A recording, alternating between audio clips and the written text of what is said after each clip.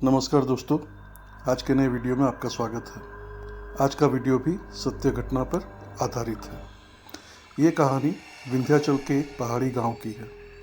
विंध्याचल, जिसे माता की भूमि भी कहा जाता है। यहाँ भगवान और शैतान सब मौजूद है, बस फर्क आस्था और विश्वास का है। प्रवीण अपने ससुराल के लिए घर से निकलता है। प्रवीण को अपने घर से ससुराल पहुंचने में लगभग 3 घंटे लगते थे।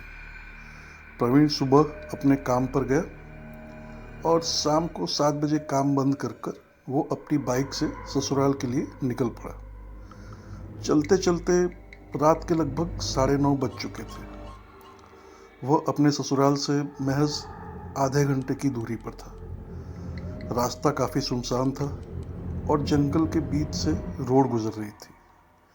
रात पूरी तरह घिरने पर आ चुकी थी। चारों ओर बस अंधेरा था। बाइक की लाइट जितना उजाला दे रही थी, बस उतना ही उजाला था। वहाँ पे आसपास में कोई गांव भी नहीं था और इस रास्ते में, इस अंधेरे में किसी इंसान का मिलना भी बहुत ही मुश्किल था। प्रवीण अपनी धुन में बाइक चला रहा था। तभी रास्ते में एक आदमी ने प्रवीण से लिफ्ट मांगी। पहले प्रवीण ने उसे देख के अनदेखा किया और आगे बढ़ गया। तभी प्रवीण ने ये सोचा कि रात हो गई है, बाइक रोक दो इंसानियत के नाते और किसी की मदद कर दो। ये सोचकर प्रवीण ने उसे लिफ्ट दे दी। थोड़ी दूर चलने के बाद वो आदमी प्रवीण से बोला, भाई साहब, बीड़ी मिलेगी क्या?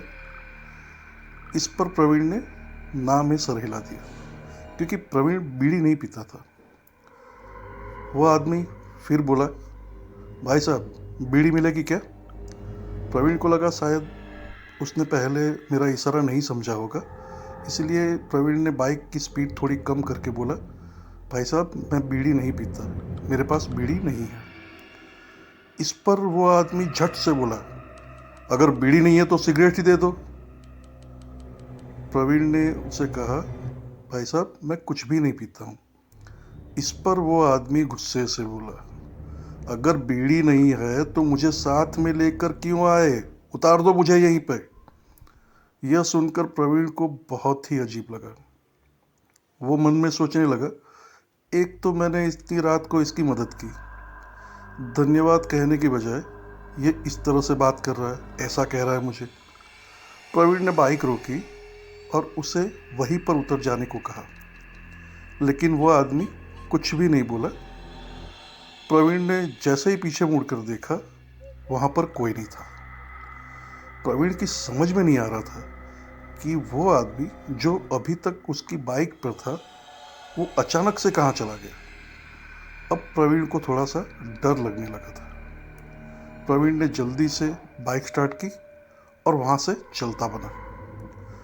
थोड़ी दूर चलने के बाद जैसे ही प्रवीण ने एक मोड़ के पास पहुंचा, मतलब आगे एक मोड़ था, वहाँ पे पहुंचा, तो क्या दिखता है कि वही आदमी सामने खड़ा है और वो प्रवीण को हाथ का इशारा कर बीड़ी मांग रहा है। ऐसा प्रवीण के साथ ज़िंदगी में पहली बार हुआ था।